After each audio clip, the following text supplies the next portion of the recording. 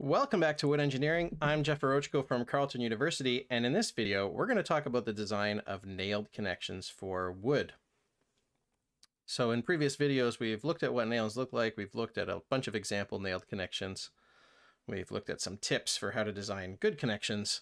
And in this video, we're going to get into the nitty-gritty of how do we actually calculate the strength of nailed connections and what are the mechanics behind nailed connections and how they resist loads.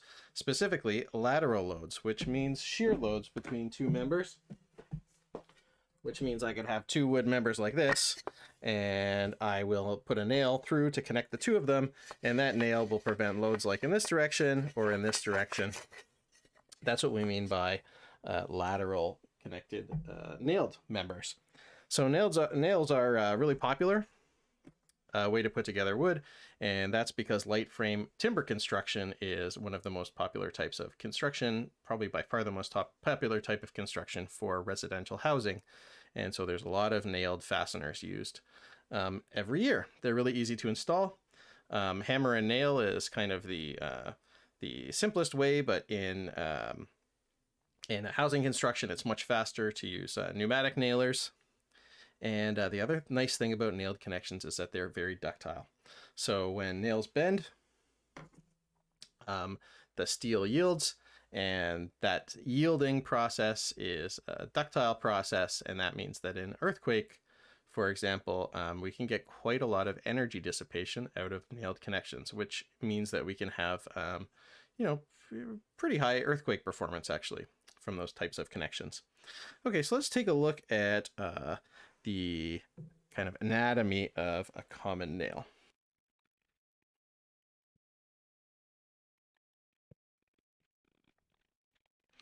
Okay, so this is what a nail looks like. Probably most of us have seen nails before. It has a head. The head keeps the nail from being driven in too far and provides a resistance to help with withdrawal. It's got a long circular shank, so the cross section is round, and then it has a point which helps with driving the nail in the first place. And regular common nails come in lengths about 1 inch to 6 inches, and then on top of that we have a couple other types like spikes, which basically have the same geometry but are just wider and longer. And then there's also common spiral nails.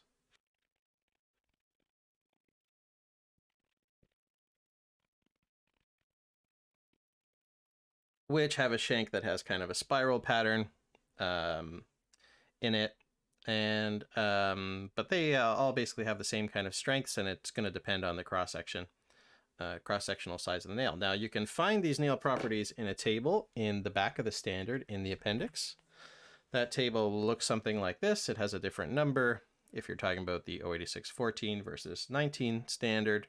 But basically it has all of these different common wire nail lengths.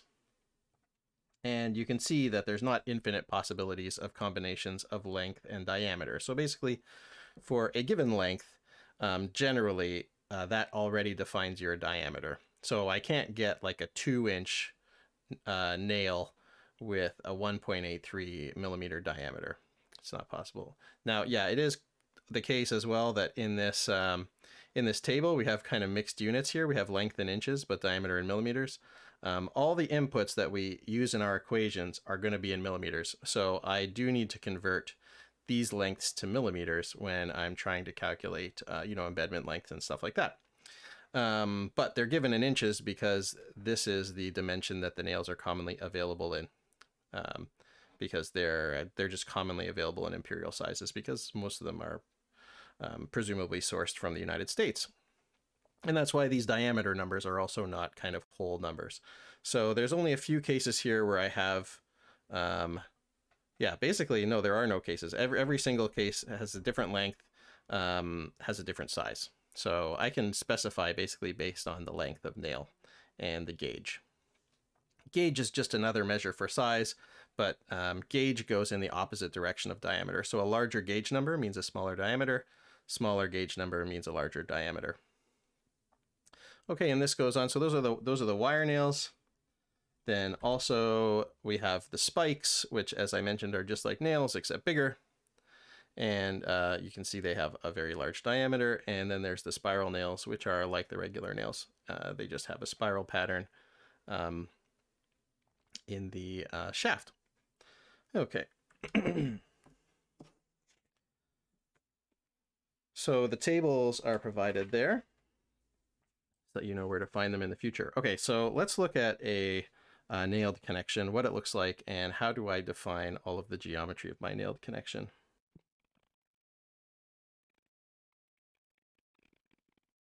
So first, the one parameter that we see all the time, and this is for all of the different types of, or for many of the different types of connections, including when we talk about bolts later, is the diameter of the nail. And we're talking here about the cross-sectional diameter. So if I'm talking about a bolt, there we go, I had to find my bolt again. So the diameter of the bolt is the diameter of the cross-section. Okay, so if I'm looking at the cross-section of the bolt, and it would be the same as the nail. You know, for the bolt, it's going to be the diameter of the smooth part of this cross-section, not the threads, because we're going to design our connections so that the shaft is intercepted, just like in steel design, we do the same thing. Okay, so DF is just the diameter, and of course that is a proxy for the area, but in a lot of cases it's the diameter that we need, because most of the cases that we're talking about, you know, if you imagine that this is a nail, is a sideways embedment. So this is a piece of a nail going through a piece of wood sideways. So if I'm pressing, if this is in a hole and I'm pressing on the surface and pushing it through, then it's the diameter. It's the diameter of that shaft that is basically the area that is related to the area of the amount of wood that I'm pushing on. So that's why the diameter is usually important, especially when we're talking about lateral strength of connections.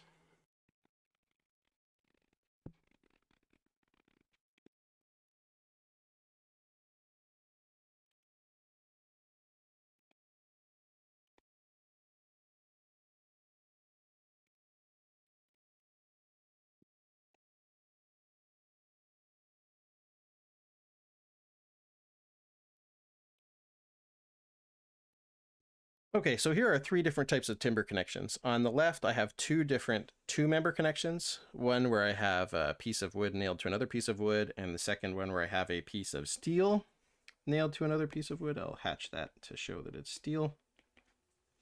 And then one three-member connection on the right, which is where a nail is going through three different pieces of wood at once.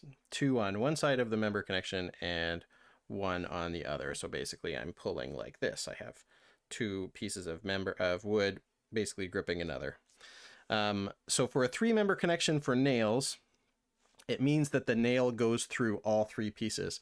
If I just have nails from one side and the other, each one going through two pieces only, then that's considered two separate two-member connections instead of a three-member connection.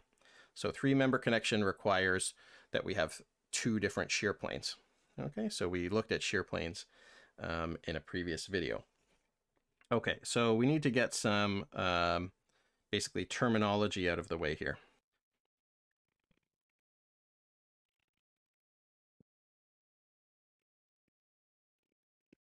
Okay, so in the two-member connections, we always have a head side member and a point side member.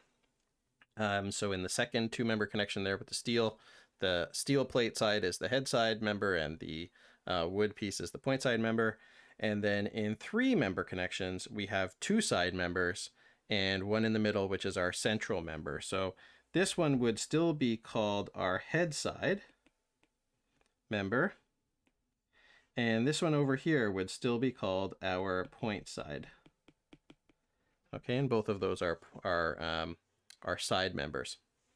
So the only difference being that we have now this central member. So I'm going to basically call I'm going to label all of the side members as 1. So this one is a 1 and this one is a 1. And our point side member for the two-member connection, we're going to call 2. And the central member, we're going to call that 2 as well. And the reason that I'm giving these numbers is because this is how we label basically our thicknesses when we're defining the thicknesses of each of these members. Okay, so let's do that now. Okay, so we have thicknesses and we have minimum thicknesses. Okay, and there's a nice, there's a similar figure to this in the standard that lays out all the minimums for thicknesses. So, I mean, I can't put a nail through a sheet of paper, right? Like a sheet of paper, which is technically like a very, very thin piece of wood. You know, I need a minimum thickness in order for the nail to properly engage. And likewise, when the nail goes into the piece of wood, I need a certain amount of distance for embedment so that the nail is actually properly going to stay in that piece of wood. Because this nail is held in friction. So if I just kind of put in a very small part of the nail into that last point side piece of wood, then as soon as I start to shear, it's just going to come right out.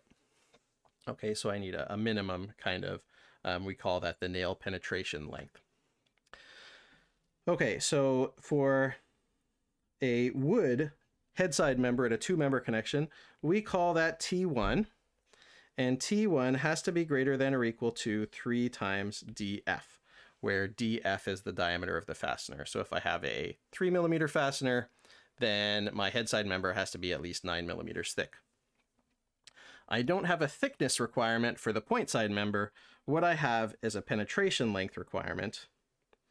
We're still going to call this, we're still going to give this a T name. This is going to be T2 in this case, which is the best Terminator movie. And then we are going to put this minimum requirement, which is 5 times the diameter of the fastener. So it's a bit more. Why? Because we need to prevent pull out of the nail. So the embedment depth is has to be a little bit greater. Okay. And of course, as we mentioned before, this is basically what DF is, diameter of the shank. Okay, let's move on to the one with the steel.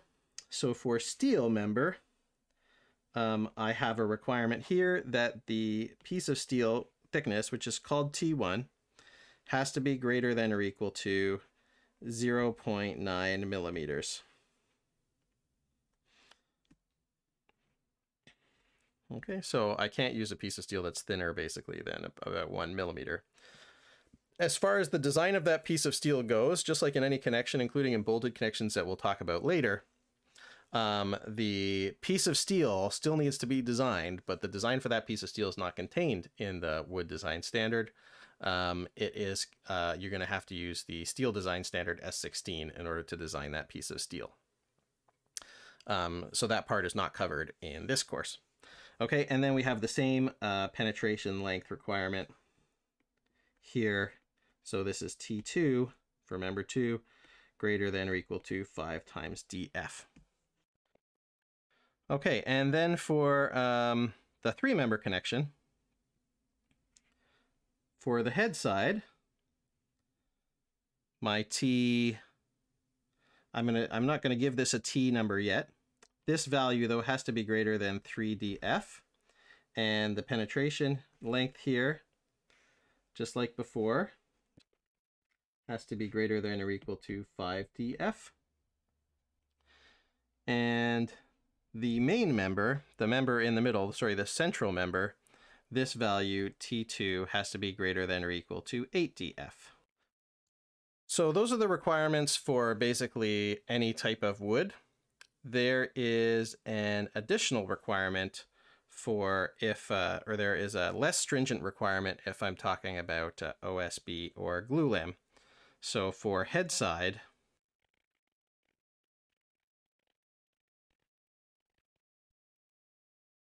for those two values for head side pieces of wood, for plywood or OSB, then in the new version of the standard, but not the old version of the standard, so this is 086-19 only, they have introduced a less stringent requirement for the head side thickness of 2.5 DF. But if you satisfy 3DF, then you satisfy both. So this is a less stringent requirement. Okay, so I haven't labeled these ones on the right here as T1 yet. And there's a reason for that, because in a 3-member connection, now I have 2 different values for T1. So as you might imagine, you know, in order to prevent having to do 2 different cases, one for a head side member and one for the penetration, you know, if these 2 are different, Basically, what I do for T1 is I take the minimum. So basically the lesser of these two values. Okay, and by the lesser, I don't mean that I find what that minimum is and I use that. I use the actual value. Okay, so if I have a head-side member and it's 25 millimeters and a point side member that has an embedment of 20 millimeters, I'm going to use the 20 millimeters as T1, assuming that both of those values are equal to or greater than these requirements of 3DF and 5DF. Okay, so that was the way that they worded it was a little bit confusing in 08614. The requirement hasn't changed, but they have made it a lot more clear in 08619 what they mean of this lesser, the minimum of these two dimensions. So whatever the actual dimension is for the point side member and whatever the actual dimension is for the head side member, I just use the lesser of those two when I'm calculating what T1 is. So T1 for two-member connection is just the head side member thickness. Okay, so the actual head side member thickness, not the minimum, of course. So, you know, I could have 10 DF as my T1. Whatever that size is, that's what I'm going to use as my T1 in my calculations.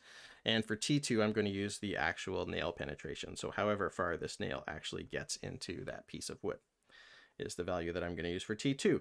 And for T1 on the right, for three-member connection, as I mentioned, I'm going to use the lesser of the head side or point side for the side members, basically. And for T2, it's going to be the central member thickness, as shown. Okay, so that's all I need to know about the cross-sectional geometry of two-member and three-member connections. These are how I calculate all of the lengths, the T's, the thicknesses, and embedment lengths that I'm going to use for my nailed member connection calculations. Now, what about in the other direction? So instead of looking at the cross-section, what if I'm looking at the face and we need to determine what is appropriate nail spacing?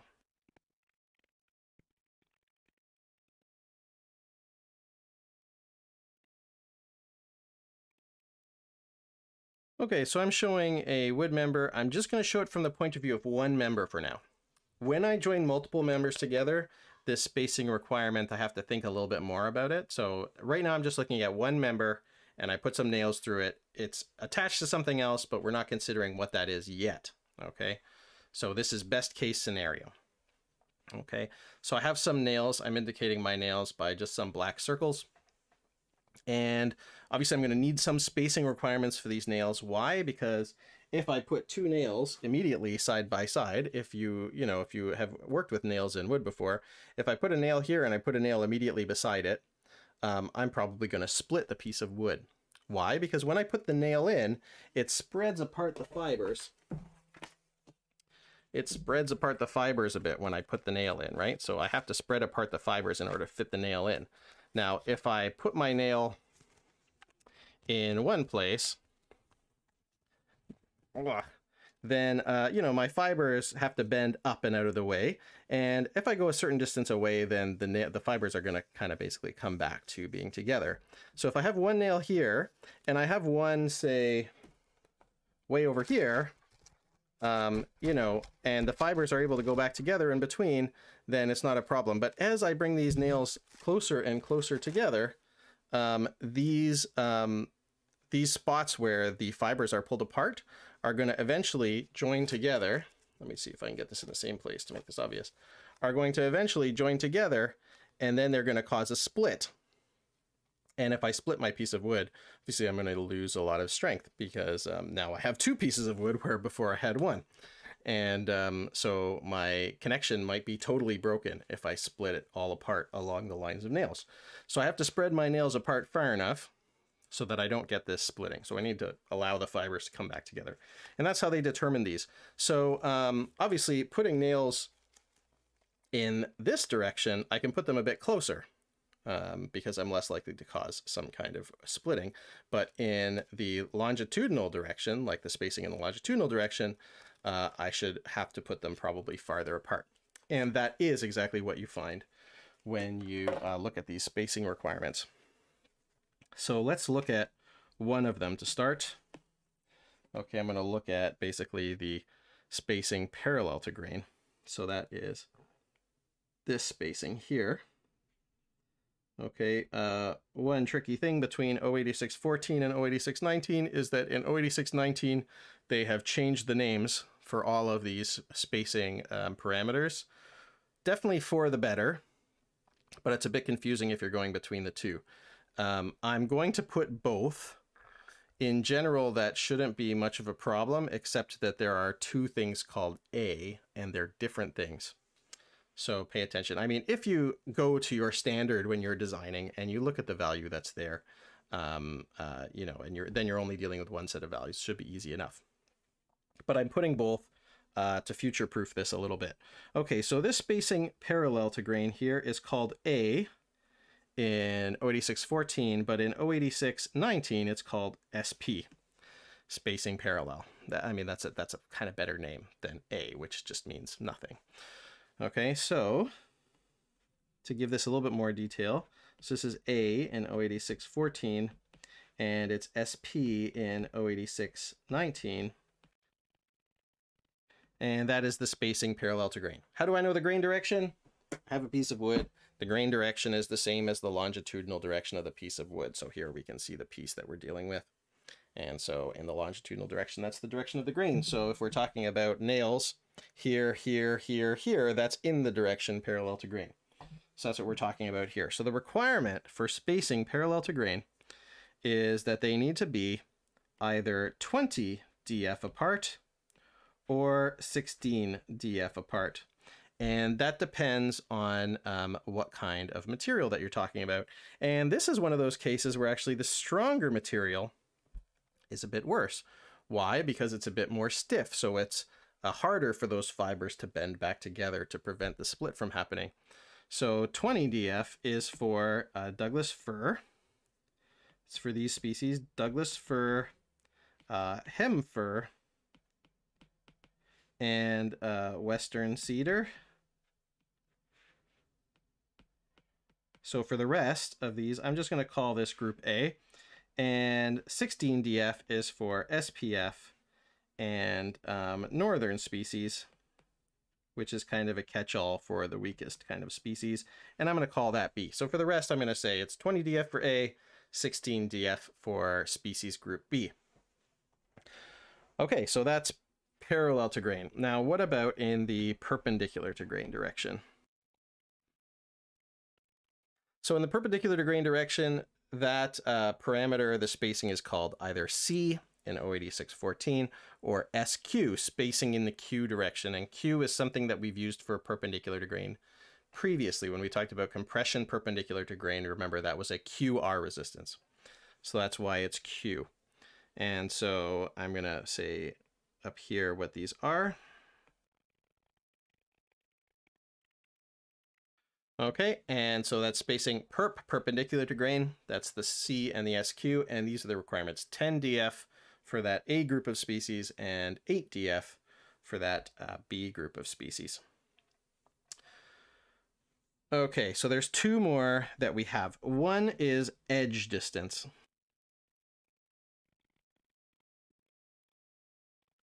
And that is the edge distance perpendicular to grain. Now you remember that edge has a specific meaning. We talked about this in previous video.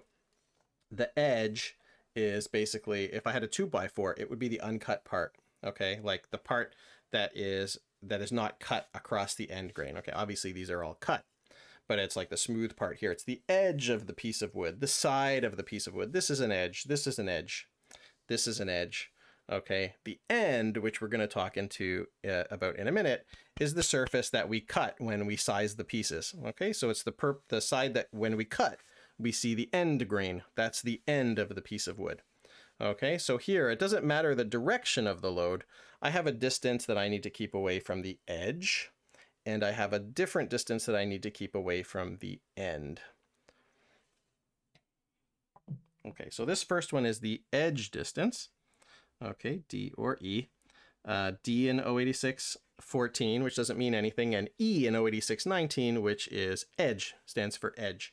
You know, the reason that these are better is because they line up better with what are the same spacing requirements that are listed for bolts, which haven't changed, but are, you know, they have S and E instead of A, B, C, D, which are just meaningless letters. So this is better. Okay, so this one has 5 DF for the A species and 4 DF for the B species. Okay, last one, as I mentioned, is our end distance. Okay, so this is the end distance. It says parallel to grain because the distance direction is in the direction parallel to grain. Just like when I said edge distance perpendicular to grain, the direction of this line is perpendicular to grain. The direction of the dimension is perpendicular to grain. So this is end distance, and this is the one that's confusing because it has an A, which is used for spacing parallel to grain in 08614, but is now used for end distance parallel to grain in 08619. A is better because A is also what's used for end distance for bolted connections, which we'll talk about later. So just be careful. But if you're working out of the book, then you shouldn't have any problem. You might get confused if you're working directly from this sheet, so better to work from the book. Okay, and this is the requirement, 15 DF for A and 12 DF for B. As you can imagine, the end distance requirement is more stringent than the edge distance. Why? Because if I put a nail close to the end of my piece of wood, I could easily get splitting like this. Okay, so I have to keep it relatively far away. Okay, so those are all of the requirements for my spacing. If I'm just talking about one piece of wood, we're going to talk about multiple pieces in a minute. But there is one more thing, which is that all of these presuppose a certain moisture content.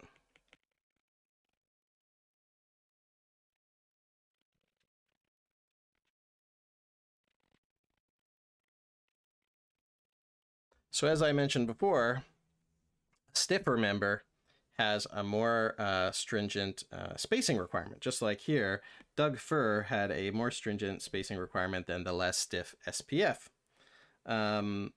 Since moisture also affects stiffness, you know, we should be aware that if we have a very stiff member because it's very dry, drier than an assumed regular kind of moisture content above 10%, then we could get splitting in those members, even using these spacing requirements. So if we have very dry conditions, then we should consider increasing our spacing requirements and pre-drilling the holes to prevent splitting.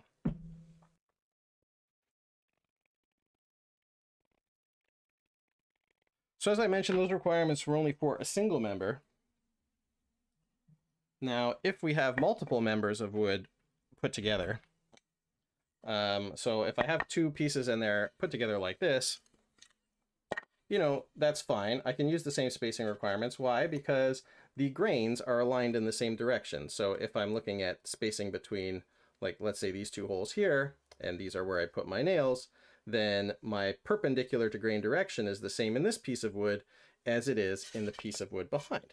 So they're both, the grain is aligned. So then I'll obviously have to consider an end grain distance here that I don't have to consider in the piece behind because there's no end there. And in the piece of wood behind, I'll have to consider the end on this side where I don't have to consider that on the piece of wood behind because that's not where the end is. Okay, so that's if I have like an overlap connection like this.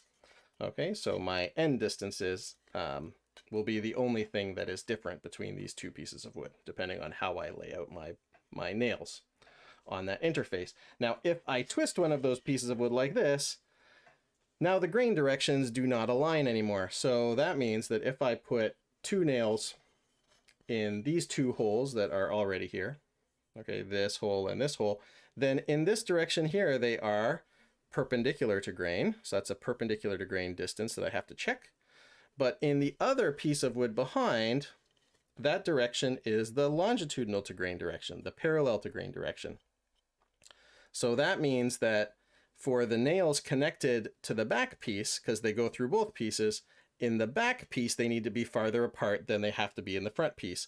So, I mean, there's no way I can nail into these so that I have a different spacing in the back than I do in the front. The spacing is the same in both, right? Because they go through both pieces. So that means I'm going to have to use the more stringent requirement of the two when I calculate how far apart these nails have to be, which is going to be basically the parallel to grain direction spacing, which is more stringent than the perpendicular grain direction spacing, as we talked about for the reasons that we talked about. Okay, when I have things on an angle, it's a little bit more complicated, but there's a very nice figure in the standard that tells you exactly what to do. So I'm going to take a look basically at the case where we have two members connected perpendicular to each other.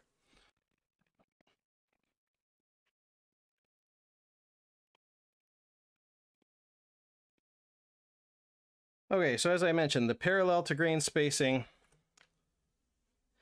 in one of these is going to be the perpendicular to grain spacing in the other one when I have an overlap of two of these members. So I'm going to have to use the worst case for both of these spacings. So both of these spacings are basically going to have to be the parallel to grain spacing, which is the worst of the two.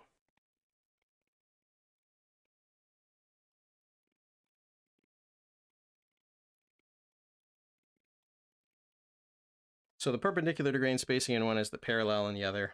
And when I say A/SP, I mean it's A in 08614 and it's called SP in 08619. So I'm just putting both there together. So I'm going to use the parallel to grain spacing for both of those directions.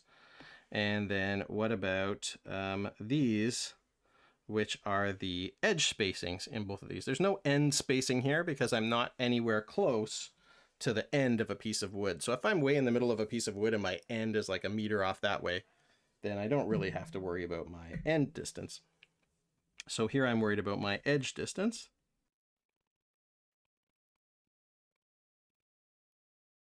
So if I did have an end here, then I would have to use the worst case. And so for example, if one of these members ended, and there's an example like that in the standard that you can look at on your own. So here I'm using edge distance for both, mostly because there is no end.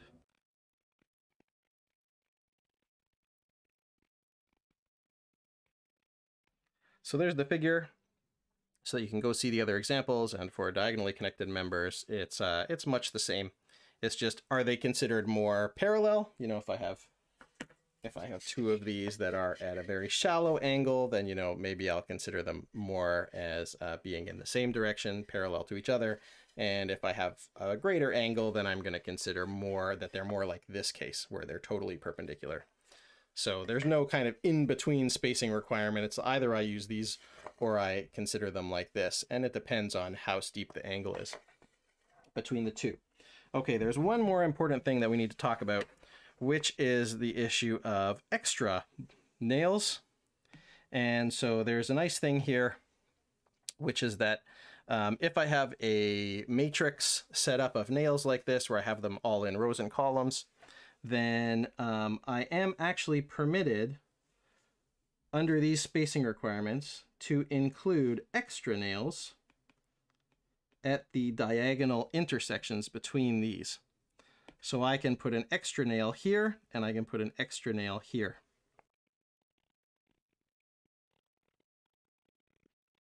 So I'm permitted to include extra nails at diagonal intersections between rows. So that includes if the rows are kind of offset, then I'm allowed to do that too. And you'll see that in the diagrams and the figures that I was just talking about. So this allows me to squeeze a little bit more juice out of these connections by adding some more nails, and the locations of these nails will not affect the splitting resistance because they're on different planes of fibers.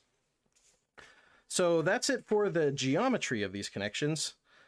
In the next video, we are going to look at how do we calculate the actual lateral resistance of these and what is the mechanics of what's happening at the level of an individual nail.